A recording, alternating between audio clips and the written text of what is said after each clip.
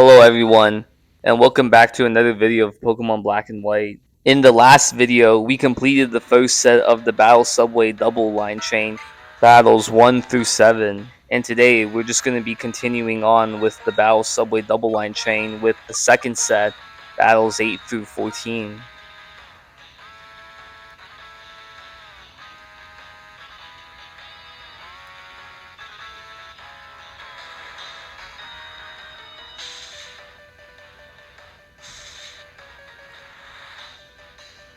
So yeah, here we go. Battle number 1 of the second set.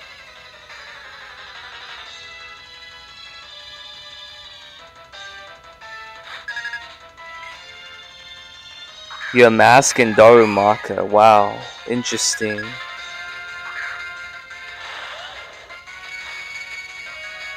I should be able to knock out both of these two Pokemon with Shadow Ball on Yamask and Earthquake on both.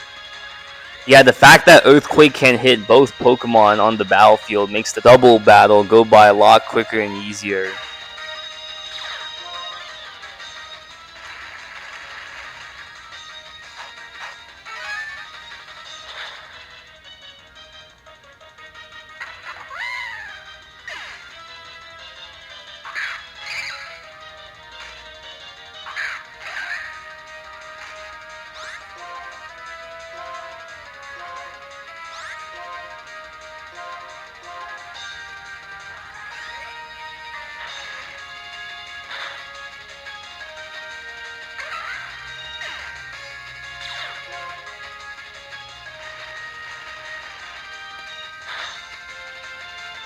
Oh wow, that Scraggy was able to live in Earthquake from Garchomp and it's gonna use Crunch on me. Wow. But luckily I have Focus Sash on Gengar. See, this is exactly why I bought the Focus Sash from the exchange service corner in the Battle Subway as soon as I hit 48 BP. Yeah, I believe that in order to get the Focus Sash or any of those good items in the Battle Subway exchange service corner, you need to replay the Battle Subway single line chain and beat Subway Master Ingo 2 more times after you beat him the first time. So you have to beat him a total of 3 times in order to get 48 BP, because you only get 16 BP after each time that you beat Subway Master Ingo, as well as the first 2 sets before that. Alright, battle number 2. Mienfoo and Palpito. Okay, this should be pretty easy to knock out.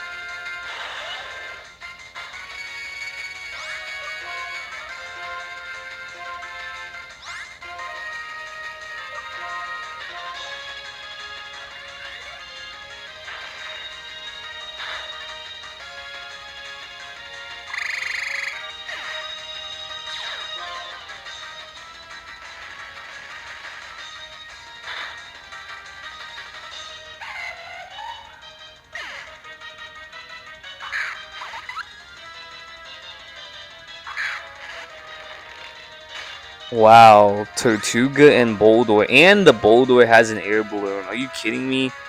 The annoying thing about both of these two Pokemon that we're facing right now is that both of them have the sturdy ability, meaning that it's always going to survive your hit, super effective hit, even if you use a move on it that would normally knock it out in one hit, like Shadow Ball on Boldore.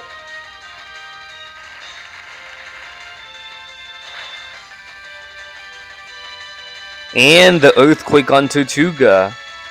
Like, both of them just have to endure the hit and live with exactly 1 HP left. Oh well. Right now it's not a problem, but once you take on the Battle Subway Super Single Line Chain, there are a couple of Pokemon with the sturdy ability that will be kind of annoying to face. Like Steelixes or Golems or Magnezones or basically a lot of Rock type or Steel type Pokemon.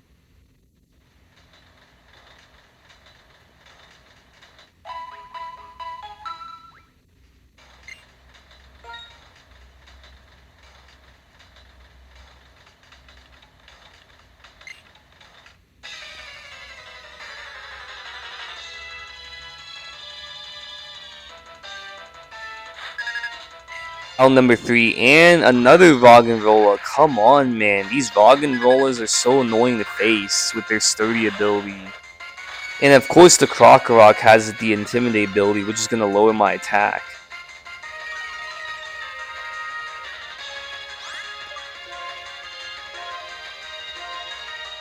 Oh well, let's just hope that one Shadow Ball and Roggenrola and one Earthquake on both of them should at least take out, one of them and leave the other one with very little health remaining.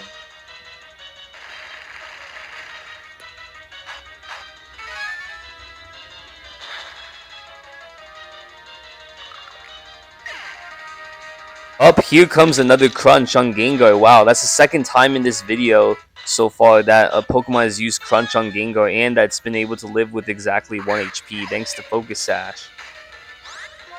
Yeah, I'm so glad that I bought the Focus Sash and put it on Gengar because Gengar is such bad defenses that any super effective hit on it would pretty much knock it out.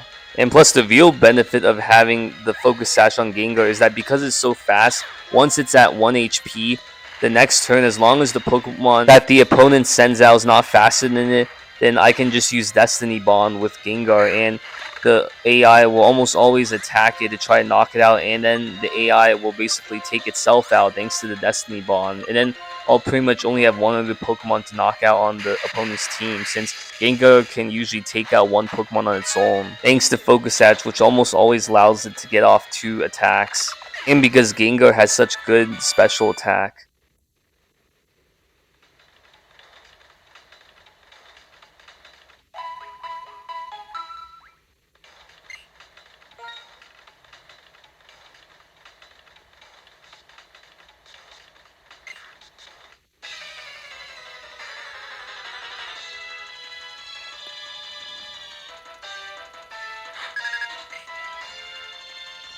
Alright, battle number 4, Tranquil and Venipede.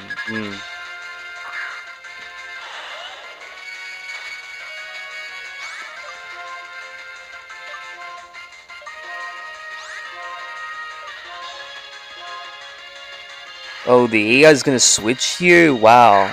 Temple.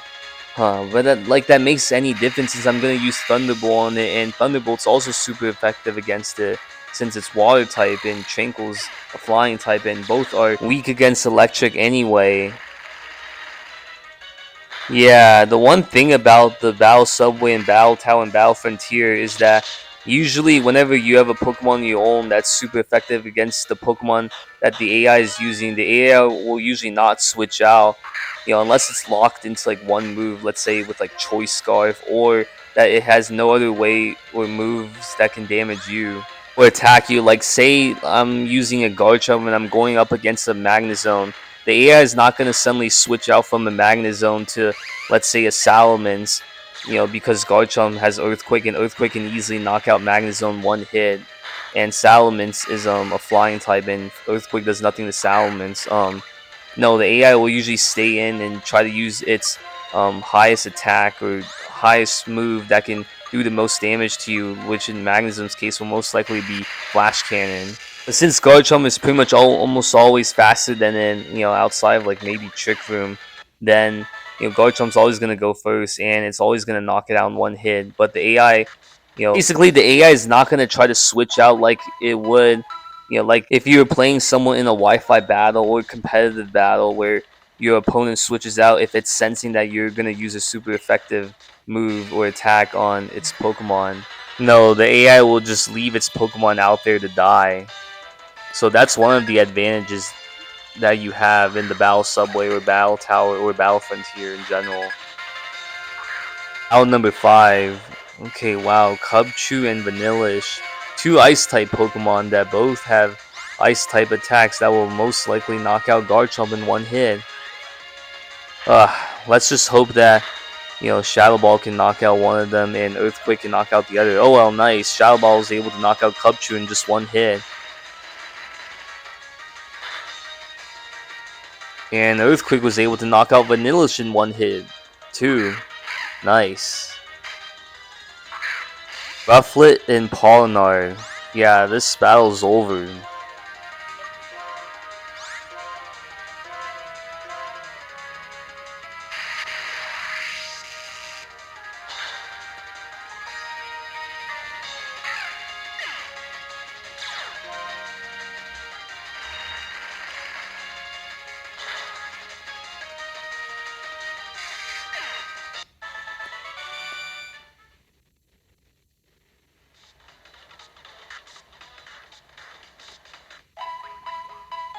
Alright, battle number 6. We're almost at the end of this second set.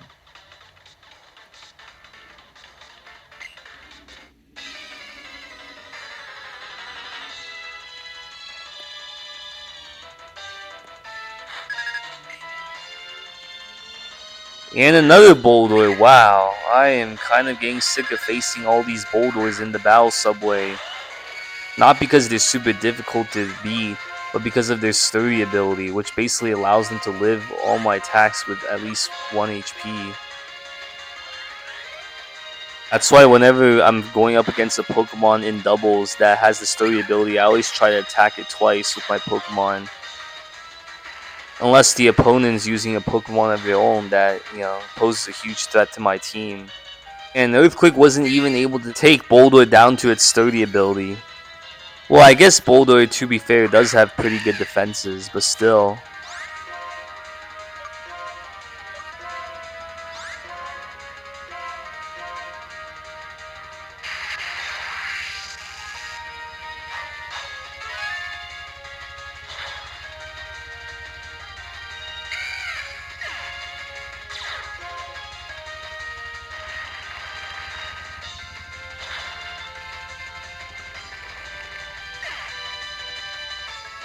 Oh wow, Panseer. Talk about leaving a Pokemon out there to die.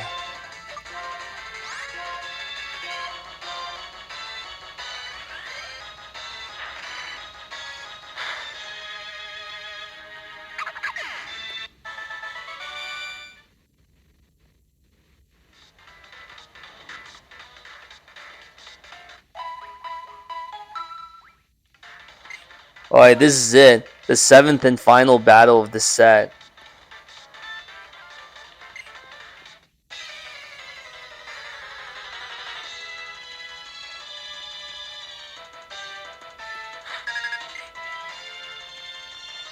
Clang and Liepard. Interesting.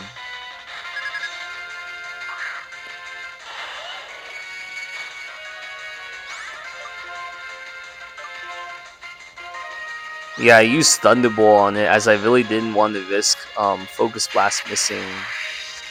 But I'm using Earthquake on it too with Garchomp, so that's why I can play it safe with Thunderbolt here.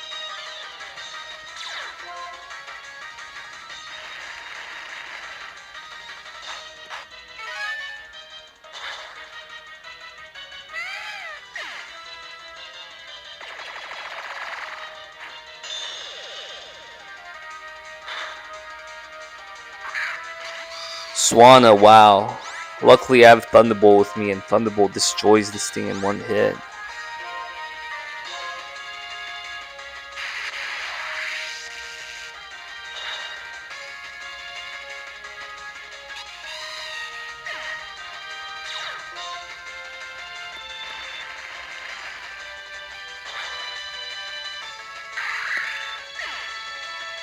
And the last Pokemon that the AI is going to send out during the second set is Beheeyem.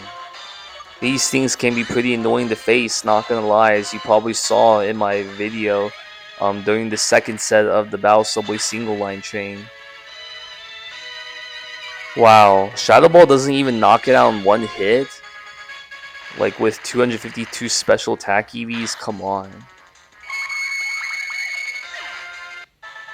But it doesn't matter now, as that was the end of the 7th battle of this second set in the Battle Subway double line train.